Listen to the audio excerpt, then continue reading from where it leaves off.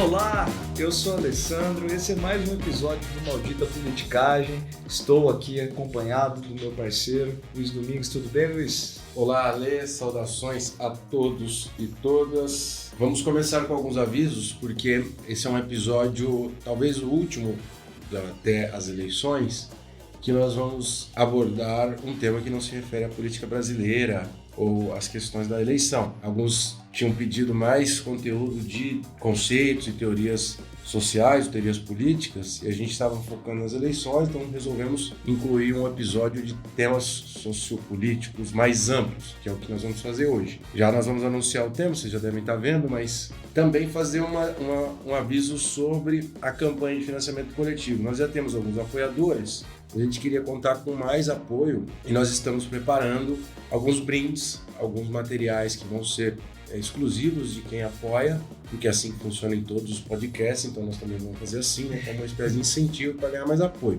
E que talvez nós também façamos um grupo em algum aplicativo de conversa com esses participantes que já pediram para criar um grupo para desdobrar os episódios da semana. As pessoas querem fazer folia, converseiro, fofoca. Você vai mandar fake news nesse... Não, de jeito nenhum. Então isso também está sendo preparado. Estamos fazendo com muita lentidão, porque tem muito trabalho, fazendo um site que deve ficar pronto em algum tempo.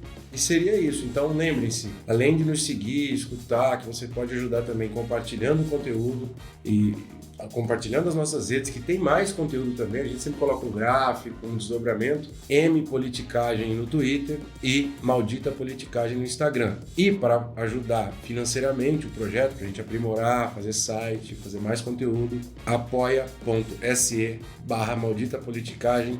Tira o escorpião do bolso e dá um caraminguá pra gente, sei lá, porra. É isso. A imagem inicial, Alessandro.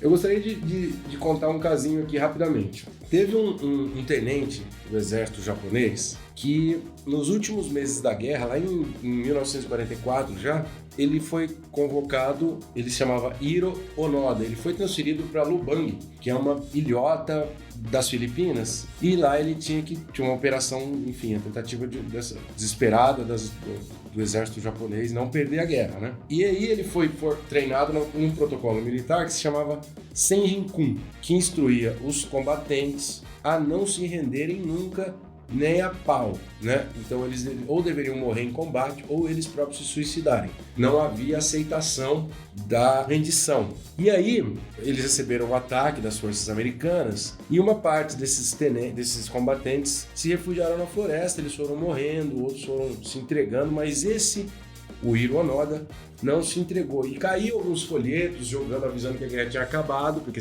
tinha muitos outros indivíduos lá escondidos na floresta das Filipinas, mas ele achava que aquilo era mentira plantada pelos americanos. O fato é que ele ficou escondido por 30 anos na floresta. Só foi se de fato ser reencontrado e voltar para a sua cidade em 1974, com uma história que envolve um explorador, um cara que andava no mato, que o encontrou e fez um acordo com ele, porque ele não queria se entregar nem a pau, ele não queria voltar. Ele falou: não, o Japão não perdeu a guerra, não vou voltar, eu tenho que cumprir minha missão aqui de ficar em combate. Aí o explorador fez um acordo com ele, se ele levasse um superior do exército japonês, um comandante, para falar com ele e convencê-lo de que ele tinha que voltar para casa. E aí foi o que o explorador fez e ele finalmente voltou para a cidade dele como herói de guerra. E aí ele fez um livro, esse livro virou best-seller logo na década de 70 e mais recentemente isso virou um filme que se chama Onoda, 10 Mil Noites na Selva. Esse filme já saiu no Japão e em outros países e vai sair no Brasil agora, segundo consta, em agosto de 2022.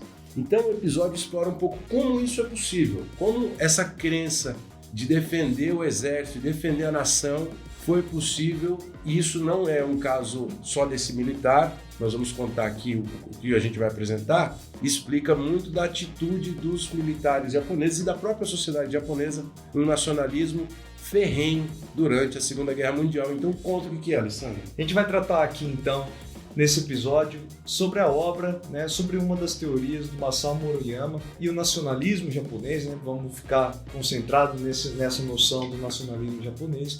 Esse é um autor especialmente relevante para o Japão, né, um dos grandes fundadores da ciência política japonesa, ele está incluso no livro do Celso Castro, nesse livro brilhante do Celso Castro, que na verdade é uma coletânea de textos, né, que se chama Além do Cânone. Para quem tiver interesse, esse é o segundo episódio baseado no livro. A gente já fez um episódio anteriormente sobre a Marianne Weber e a contribuição dessa pensadora. E dessa vez vamos lá para o Oriente ver a tese do Masao Maruyama.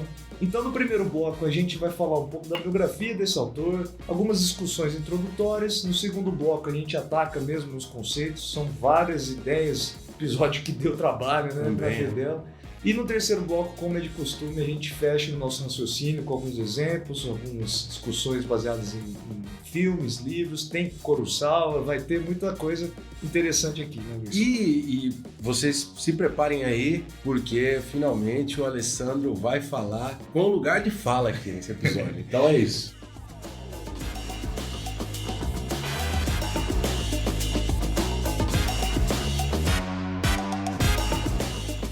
Então, para começar a tratar esse assunto, a obra e o conceito de nacionalismo do Masao Maruyama, por que a gente está gravando um episódio sobre isso? Qual que é o sentido de estudar isso, né? Assim como está na obra do Celso Castro, em toda a tradição que discute nacionalismo e fascismo, o fascismo é um tema que precisa ser sempre lembrado. Diz o Primo Levi, no livro É Isto o Nome, que o fascismo e também o nacionalismo extremo é como um vírus que está por todo canto. E que conforme baixa a imunidade de um dado país, esse vírus ataca. Então, para que a gente fortaleça a imunidade, é preciso conhecer a história das suas manifestações, que tem sempre um caráter local, nacional, embora tenha uma certa universalidade também, mas ele tem manifestações particulares em todos os cantos que ele aconteceu, inclusive em países que não são famosos por conta de fascismo, como é o caso, por exemplo, da Inglaterra, que teve um movimento fascista, Polônia, nos Balcãs, no Brasil hoje em dia. O fascismo não se restringe ao fascismo italiano ou ao nazismo alemão. O fascismo japonês é tão famoso quanto e as suas manifestações locais são importantes. Então, estudar isso aqui, nós acreditamos que também pode ser interessante como termo comparativo para pensar o próprio Brasil, é isso? Aliás, o próprio Maruyama, ele fala sobre o ultranacionalismo, descreve o ultranacionalismo como uma espécie de patologia, né? Então, essa visão do corpo humano, né, como se ele estivesse doente e apto a receber essa doença,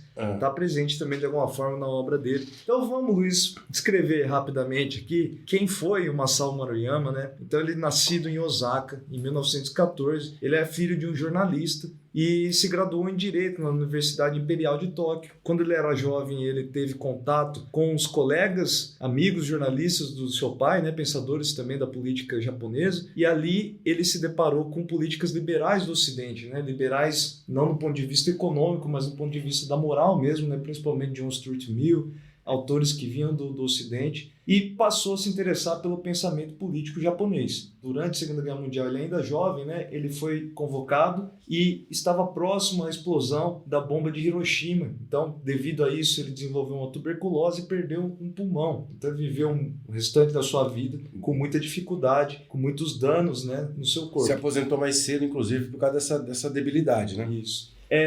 Ele ganhou notoriedade mundial praticamente, né, mas principalmente no Japão, pela obra A Lógica e a Psicologia do Ultranacionalismo, que é justamente o livro, o capítulo que a gente vai se ater mais aqui, né? Levanta uma série de críticas contra o sistema político e sistema social, cultural japonês do século XX, né, da primeira metade do século XX, ao que ele atribui ao cunho de sistema de irresponsabilidade. A gente vai tentar descrever por que ele traz essa crítica tão pesada.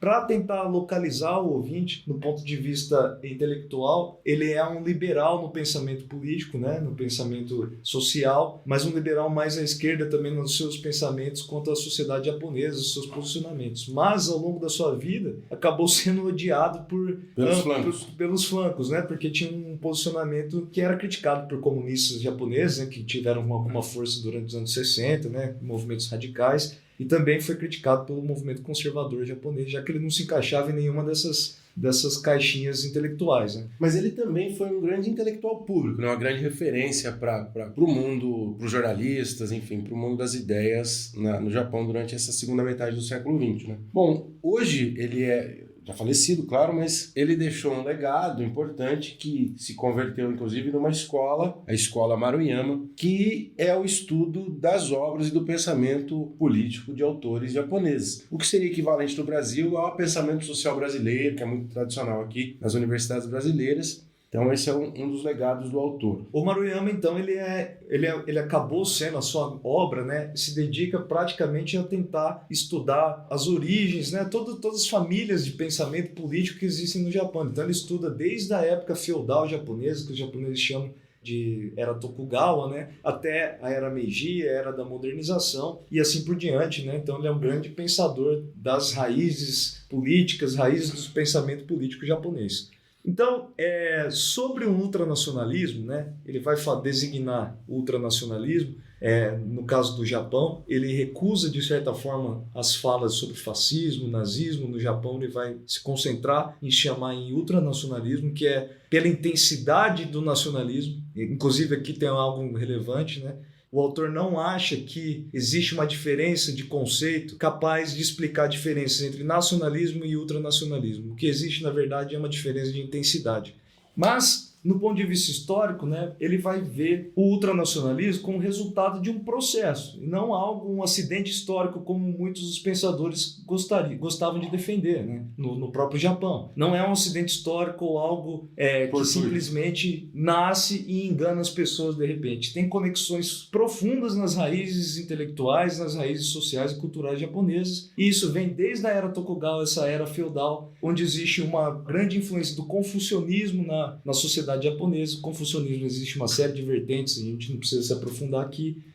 No próximo bloco a gente tenta atacar qual é o resultado do confucionismo para a política. E na era Meiji, a era posterior à era Tokugawa, né, a era Meiji se inicia em 1868, né? É uma era que traz modernizações estatais, uma modernização da sociedade também. O Estado passa a adotar uns moldes mais de Estado-nação moderno do mundo ocidental, né, japonês. Há um crescimento econômico nesse período, mas ali nesse período também começa a surgir uma espécie de etnocentrismo japonês, um sentimento anti-imigração, anti-estrangeiros e de uma ideia de supremacia japonesa. Começa a ter os seus primeiros germes ali nascendo, aquilo que vai gerar posteriormente o ultranacionalismo japonês durante o século XX. Né? É da metade para o fim da era Meiji que se dá o imperialismo, começa a guerra com a Rússia, guerra com a China.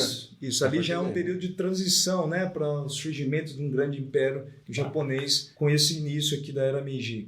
Que foi uma época que se dá um crescimento do militarismo e eles começam a ganhar tudo que é guerra, né? Porque eles ganharam da Rússia, ganharam... aliás, é a primeira guerra, talvez, que uma nação do Oriente vence uma guerra contra uma potência ocidental. Pelo menos nos tempos modernos é a primeira. Certo. No próximo bloco a gente vai tentar explorar o conceito de ultranacionalismo, de onde ele vem, o contexto, como ele se alimenta das raízes culturais japonesas.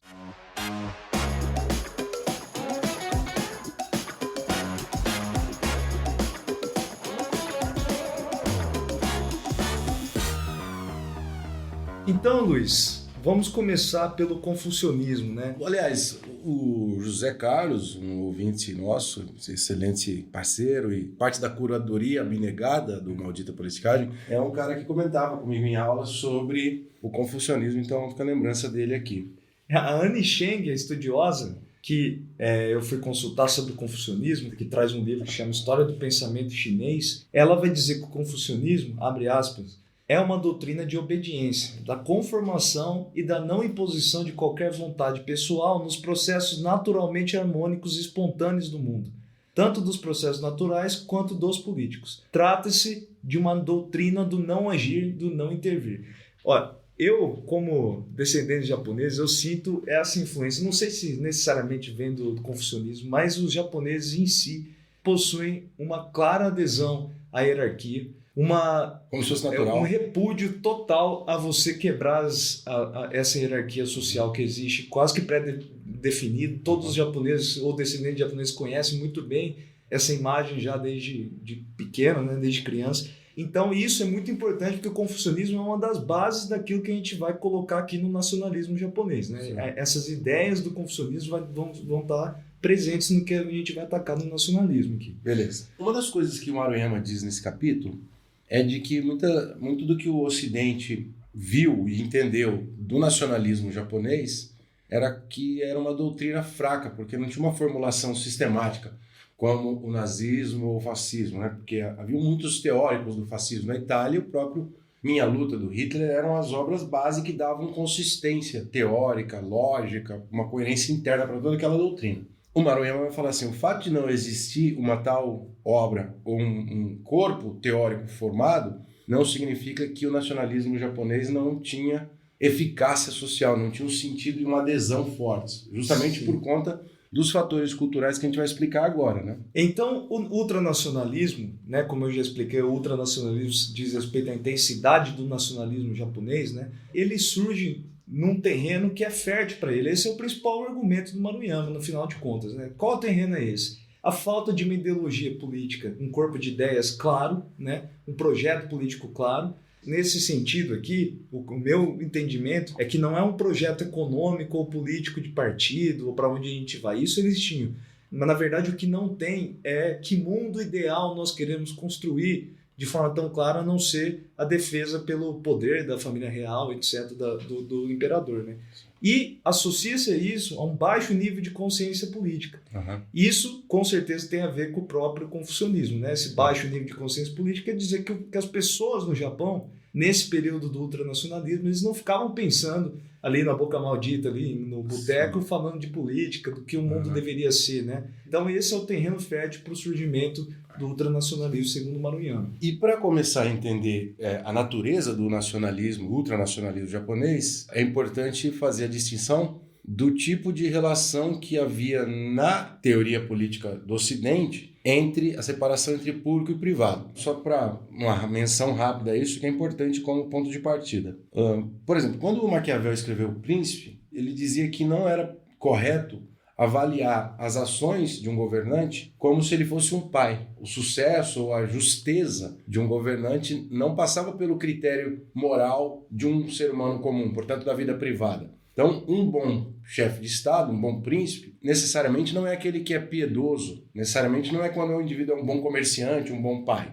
Isso é o critério do mundo privado. Para se julgar as ações de um rei, de um chefe de Estado, você deve julgá-la pelo seu êxito. Portanto, ali já começa, no século XV, no mundo ocidental, uma distinção entre uma ética pública, uma moral das coisas do Estado, do poder, e uma ética ou uma moral das coisas privadas da vida em sociedade. Essa quebra do Maquiavel é fundamental, como a gente vai construir uma avaliação do governo aqui no Ocidente, e também depois no pensamento liberal, mais adiante, lá nas revoluções francesa, inglesa, etc. Justamente em função das guerras religiosas, houve uma separação entre uma moral e valores privados praticados em casa, sua religião, como você educa seus filhos, das coisas públicas, né? Quando a gente estuda o liberalismo, a gente sempre faz essa distinção entre público e privado. O que é, de fato, público são os temas da nação e o privado não.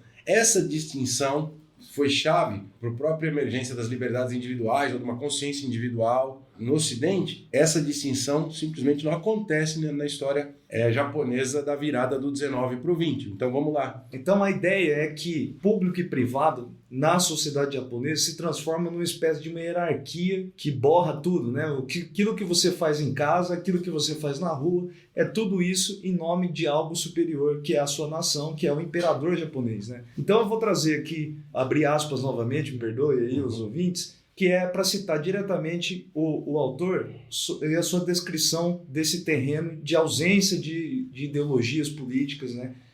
De como os japoneses pensavam à época. Então, abre aspas, na ausência de qualquer consciência livre e subjetiva, as ações do indivíduo não são circunscritas pelos ditames da consciência. Ao contrário, ele é regulado pela existência de pessoas de uma classe superior, ou seja, que estão mais próximos do valor supremo. Aqui a gente começa a inaugurar a ideia central de como se estrutura a sociedade japonesa. O valor supremo reside no imperador que empresta a sua autoridade para a ideia de nação. Isso. Dali deriva todo o resto. Só para lembrar, né, estamos falando da família real, da dinastia mais velha, mais antiga do mundo, que tem aproximadamente 2.600 anos. Para quem acha que a família real britânica é antiga, é pelo menos o dobro da idade mais que o dobro, da família real britânica. Então, aqui já existe algo que é importante, que a figura do imperador, ele mistura como uma espécie de líder espiritual e líder político. Essa mistura ocorreu lá na época do feudalismo japonês, né?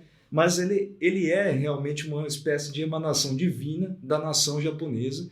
E ao mesmo a ideia tempo, de que ele é o sol, etc. Isso, e ao mesmo tempo chefe de Estado, né? Então, os japoneses vivem numa hierarquia onde no topo se configura o imperador e abaixo dele toda a sociedade japonesa numa espécie de estamento japonês. Hein? Sim. E vale a pena destacar que essa coisa que para os ocidentais é completamente... Você goza de uma liberdade muito... Né? O que você faz em casa, o que você faz no âmbito privado, se você está se divertindo, tendo seus prazeres, e isso não compromete a sua vida pública, ou isso não se relaciona com nada referente às questões coletivas, isso não acontece principalmente nesse período de intenso nacionalismo no Japão. Então, a ideia de que o que você faz em casa, no âmbito privado, tem um sentido público também. Né? Você está sempre com o sentimento, vamos dizer, que você está violando os compromissos públicos se você não estiver seguindo a vida correta, certinha, etc. Então, sintetizando o argumento central da coisa, é que é diferente aqui o ultranacionalismo japonês com a ideia do nazismo de levar aquela ideia de superioridade racial ou do fascismo italiano, né, da nação italiana que deveria se impor.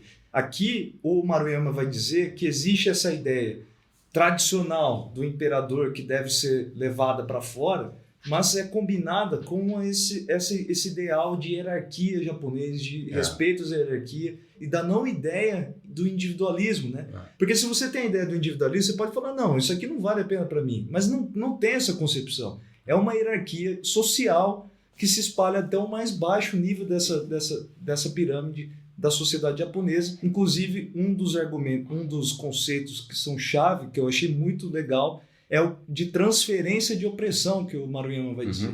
Como funciona essa transferência de opressão? Essa mesma hierarquia que nós estamos falando do imperador, quem está de cima vai oprimindo o de baixo, né? E o de baixo oprime o que está mais abaixo. Sempre vai transferindo opressão para o que está mais abaixo. Aí, essa é a harmonia da sociedade japonesa. E ele fala que quem está na base dessa hierarquia, normalmente a massa, os mais pobres, em geral, não é... A ideia de suicídio, sim, ela é uma libertação final dessa opressão, porque a ele não tem como explorar, oprimir lá embaixo. Então, essa coisa que parece que é uma missão do indivíduo, né, em vida, é possível discutir uma série de coisas da sociedade japonesa, né, sobre o orgulho, né, aquela coisa de não voltar vivo do conflito que você foi derrotado, enfim, isso E eu tô pegando um trecho seu aqui do roteiro, mas é possível entender como que é uma cultura comunitária. Não existe uma mentalidade coletiva, comunitária, dessa ideia de pertencimento, né? Sim. Muito forte, e ainda assim não é um terreno propício para o surgimento de ideias democráticas, porque ela é comunitária, mas muito verticalizada e hierárquica. Né? Isso. A ideia talvez os ideais confucionistas, né, que a gente abriu esse bloco, elas substituam a democracia, né? Nesse caso, os sentimentos democráticos, não democracia como sistema eleitoral, que isso existe no Japão atual, por exemplo, mas nos princípios liberais, né, da pessoa, né? Ausência da consciência individual, assim, né? Sobre o tema, Luiz, você já assistiu Corações Sujos? Eu não assisti ainda, Alessandro. Na verdade, é um livro do Fernando de Moraes. Esse livro se tornou um filme de 2011 do Vicente Amorim, do diretor Vicente Amorim. É uma produção brasileira, né, com atores japoneses que narram, né, histórias de imigrantes japoneses ali em 46 e 47 no Japão. No Japão. Imigrantes japoneses no Brasil, e que no interior de São Paulo não aceitavam o fim da guerra. Né? Eles não acreditavam e não aceitavam igual o soldado preso lá há 30 anos. Na floresta. Eles carregavam com eles, né, os mandamentos, né, do exército japonês, lá do imperialismo japonês, que a pessoa que acreditava, o japonês que acreditava que o Japão tinha perdido a guerra, era uma pessoa de coração sujo, que só teria a sua alma libertada dessa sujeira a partir do momento que ele se suicidasse. Então, esses caras todos, esse grupo de japoneses ultranacionalistas no Brasil, se organizaram e começaram a matar as pessoas, os imigrantes que acreditavam no fim da guerra. Né? Isso aconteceu, mais de 30 mil japoneses foram presos. Esse número aparece no final do filme. Eu fiquei um pouco assustado, né? Fiquei até, meu Deus, com 30 mil pessoas, né? Bom, mas o Corações Sujos, né, é um filme que ilustra bem esse orgulho japonês, ilustra a comunidade, como ela funciona de forma hierárquica.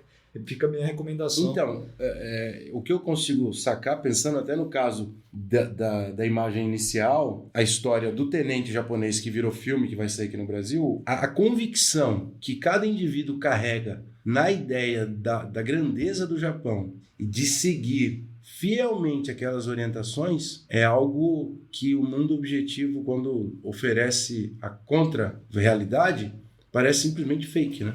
Fake, né? Pois é. Não, mas o orgulho é tanto que não passa na cabeça dos indivíduos de que era possível que a nação tinha desistido, porque não estava no horizonte isso, né? Isso que é uma coisa assustadora, né? De se pensar.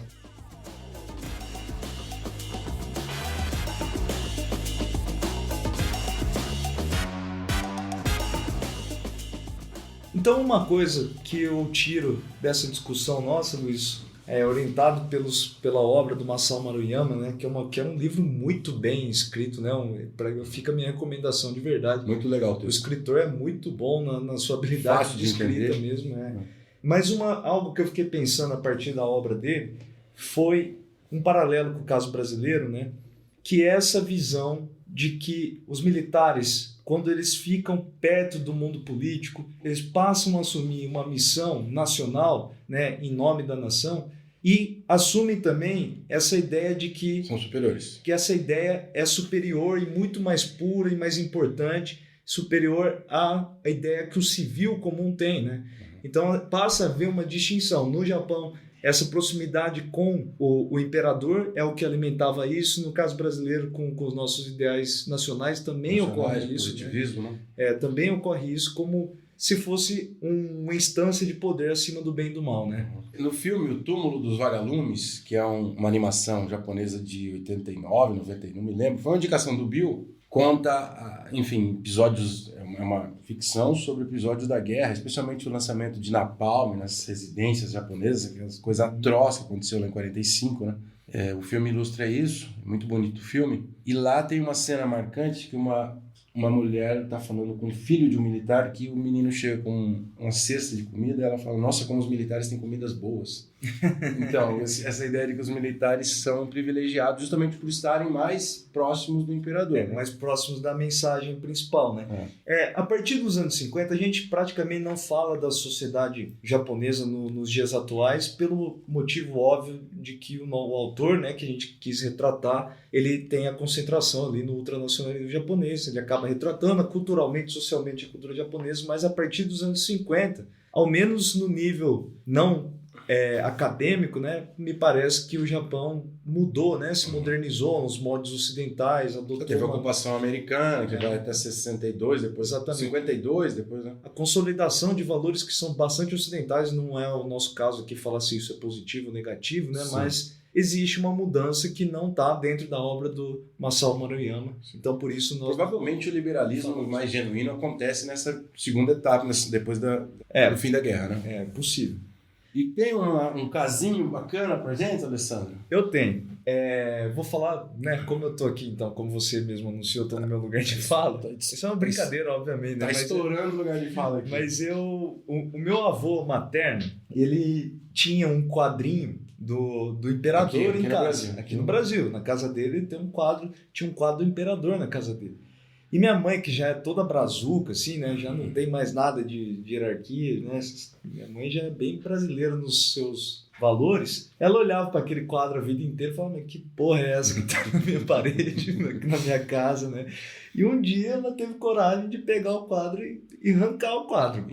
Guardou o quadro, falou, isso aqui não tem nada a ver, né? Aí chegou meu avô em casa, falou, cadê o quadro? Aí ela, não, isso nada a ver, que tem a ver com o imperador japonês, não tem nada a ver. E ele ficou pé da vida, né? Então, o que isso ilustra? Algo que minha mãe não entende, que eu não entendi até fazer esse episódio, foi que a imagem do imperador ali na parede, ela não é só como se fosse o quadro do Bolsonaro ou do Lula na parede, o líder político. Ninguém faz isso, por mais que goste, né?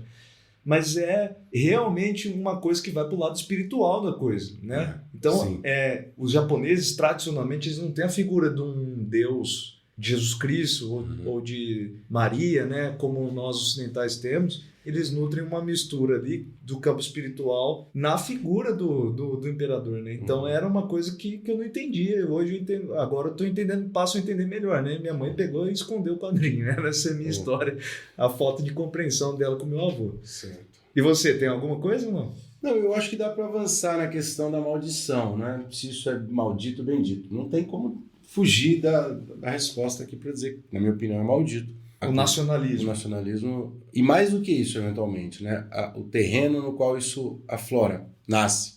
A gente tem uma tendência a ter uma visão romântica da cultura japonesa aqui no Brasil. É muito comum, especialmente entre a classe média, falar como é que eles são certinhos, disciplinados, estudiosos, inteligentes, isso tudo tem a ver com a cultura. Tem aquele seriado da Netflix, Crescidinhos, que são os japoneses de 2 anos indo no mercado sozinhos, cara. Aquilo lá é muito louco. Essa ideia de que eles devem ser precoces no atendimento às suas obrigações. Na responsabilidade. Muito foda. Isso aquilo é bizarro. Mas olhando a partir do ângulo do Maruyama, concordando inclusive com ele, é atroz, porque você tem uma estrutura social no qual a coerção psicológica é um fenômeno terrível. Se você pode servir para ensinar aí no mercado, mas pode servir para você ensinar a opressão ao seu súdito, ao que está abaixo de você e também ao estrangeiro. É um terreno muito favorável para o nascimento do nacionalismo. Não pode ser por acaso que o Japão é o país que tem maiores índices de suicídio. Né? Historicamente, isso permanece, né?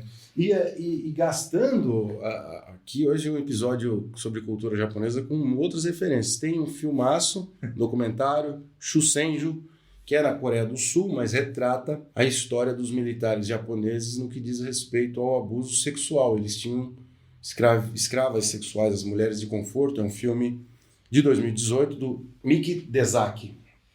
E também o grande Akira Kurosawa, que fez um filme sobre a estrutura na base dos camponeses, como que quem não era favorável ao Japão na guerra era denunciado como, enfim, traidor. Isso é muito forte, porque no Brasil, normalmente, a espionagem era uma coisa do Estado. Era o SNI que fazia espionagem. No seio da sociedade, você não tinha essa cobrança. No Japão, tinha pouco, né? Tinha pouco, mas no Japão isso é completamente difundido. A ideia de que se você não concorda com a guerra e com o imperador, você é um traidor. Isso está nesse filme maravilhoso do Kurosawa, que é Não Lamento a Minha Juventude. E além disso ainda, o episódio 10 da Segunda Guerra em Cores da Netflix, que conta a história de Hiroshima com todo esse contexto cultural no Japão de 1945. Você gostaria de ficar mais 1 hora falando do Kurosawa, fala a verdade. Kurosawa é monstro, porra. Eu gostaria de fazer os agradecimentos finais aqui, gente. A gente já vai encerrando, né, encaminhando o bloco. Queria agradecer meus colegas, o Geo Dait, o Igor Ronk, a Caroline Tortato, que são pessoas que sempre dão sugestões pra gente. É parte desse grupo maravilhoso da curadoria abnegada do Maldito. A gente tem que ir agradecendo pouco a pouco, né? Então fica o meu agradecimento aqui especial nesse episódio aqui. É isso, então agora vou ver se eu descolo aí um pedaço de tofu e um saquê, galera. Um abraço. Um abraço, pessoal. O Maldita Politicagem tem produção e roteiro de Luiz Domingos Costa e Alessandro Tokumoto, design e edição de áudio de Fábio Tokumoto.